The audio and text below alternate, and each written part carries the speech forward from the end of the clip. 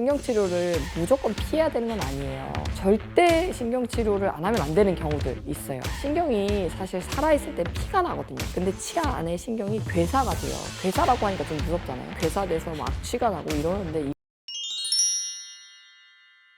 안녕하세요. 치과의사 밀스입니다. 충치 있으면 무조건 신경치료. 이게 정답이었던 시대가 있었죠. 하지만 2025년 치과 치료의 패러다임이 완전히 바뀌고 있습니다. 오늘은 충격적인 새로운 치료 트렌드를 소개해 드리겠습니다. 치료에서 예방으로 트렌드가 많이 바뀌고 있어요. 그래서 나오는 말이 최소 침습 치료. 최소로 치료를 하는 부분이 새로운 트렌드로 급부상하고 있습니다.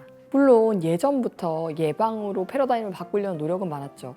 그런데 기술이 한계가 있었습니다. 치과의사가 되고 나서 정말로 재미가 있는데요. 처음에 치과대학 가서 20년 전에 배웠던 그런 상식, 기술, 그때는 안 되는 거였는데 지금은 되는 게 너무너무 많아요. 그리고 매번 바뀌니까 저도 무슨 생각이 드냐면 다른 기술로 할 수 있을 것 같은데 이런 의약품 활용하면 훨씬 더 결과가 좋을 것 같은데 라는 생각이 들고 있습니다. 연구자들의 아이디어가 지금은 리뷰 연구가 되고 예후가 좋음이 밝혀져서 임상적으로도 사용을 실제로 해보니 너무 좋아서 소개시켜드리고 싶어요. 자, 여러분들이 치과에서 가장 두려워하는 치료가 신경치료죠. 신경치료를 미루는 케이스. 어떻게 하면 신경치료를 미룰 수 있을까요?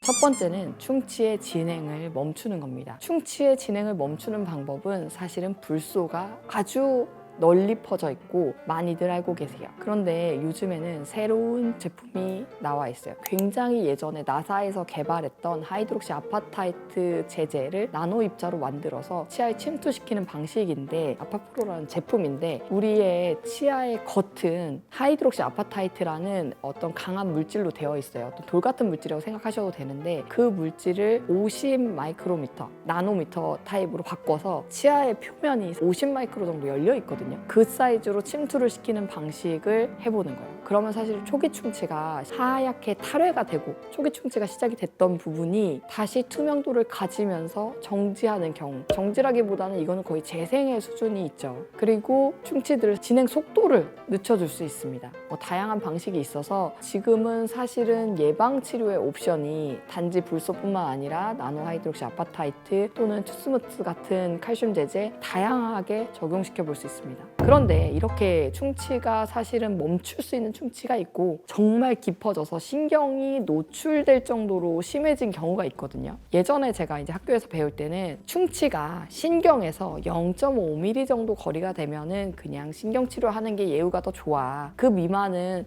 신경이 뚫려서 피가 나지 않아도 나이가 너무 또 아주 어린 경우는 또 해볼 수는 있거든요. 근데 그런 경우들은 그냥 신경치료를 하는 게 더 좋아 라고 배웠는데 지금은 젊으신 분들은 노출된 경우 신경이 피가 나거든요. 막 뚫리면. 근데 그런 경우에도 신경치료를 하지 않고 MTA라는 재료를 쓰면은 신경치료 안 하고 증상도 많이 없어져 라는 게 많이 밝혀졌어요. 100%는 안 되겠지만 젊으신 분에 대해서는 신경이 그래도 한 1mm 정도 거리가 있는 경우에는 이런 제제 베이스거든요. 이노즈 베이스나 다양한 베이스가 있겠지만 저희는 이제 이런 제제를 쓰고 있고 베이스는 치아의 신경에 가까워졌을 때 치아를 진정시키는 역할을 하고 완충작용을 하는 역할을 하거든요. 그래서 좀 사용을 하는 제제고 근데 이게 너무 가까워졌어요. 진짜 0.5mm 미만으로 가까워지면 이런 세라칼이라는 제제를 써요. 이거는 훨씬 더 고가의 제제인데 치아에 가까워졌을 때 재생 기능이 좀 좋아가지고 거의 신경치료 안 하고 대부분 회복되는 경우들이 더 많고요. 근데 이제 노출까지 됐다. 그러면 이제 써야 되는 제제는 사실은 MTA 재료입니다. 젊으신 분들은 MTA만 깔아줘도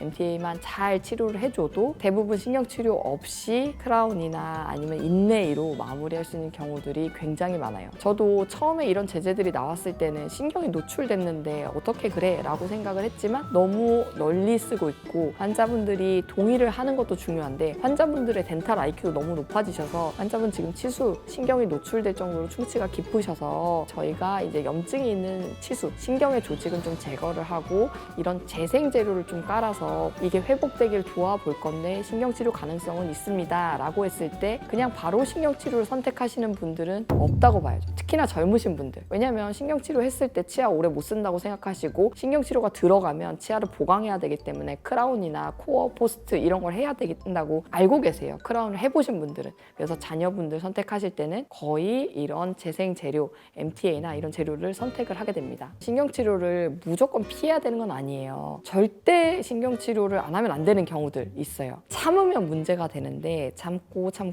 또 참아서 신경이 그냥 노출이 된 게 아니라 이미 전체가 치수염이 굉장히 심해진 경우가 있거든요. 이때는 마취도 잘 안 되는데 이거를 노출된 상태에서 뭐 어떤 제재로 하긴 어렵고 또는 신경이 괴사돼서 신경이 사실 살아있을 땐 피가 나거든요. 근데 치아 안에 신경이 괴사가 돼요. 괴사라고 하니까 좀 무섭잖아요. 괴사돼서 막 악취가 나고 이러는데 이거를 재생 재료를 쓰는 건 아니고 신경이 살아있을 때 간단하게 출혈이 바로 시작되는 경우 너무 오래되지 않았고 염증 때문에 막 아파서 마취도 안 되는 그런 경우가 아닐 때 이런 제재들을 사용할 수 있습니다. 마지막으로 여러분들이 실천할 수 있는 팁이 있는데요. 충치가 시작되는 것 같다라는 걸 알 수는 없잖아요. 그러니까 첫 번째는 정기 검진을 받기, 그리고 두 번째는 할 수 있는 모든 예방의 방법들, 내가 아는 방법들, 양치질 잘하고 단 거 안 먹고 단 걸 자주 안 먹고 초기 증상이 생겼을 때 바로 가는 게 사실 가장 중요해요. 작게 치료할 수 있는 거는 사실은 뭐 보험으로 적용해서 몇만 원 내고 만 원 내고 이렇게 할 수 있는 게 되게 많거든요. 그래서 조금 불편할 때 가시면 좋을 것 같습니다. 치과를 내과보다 더 자주 가시면 건치 되실 겁니다. 여러분, 충치 치료 경험담을 댓글로 공유해주세요. 다음 영상에서는 충치 예방을 위한 특별한 팁도 알려드리도록 하겠습니다. 구독과 좋아요, 알림 설정도 잊지 마세요.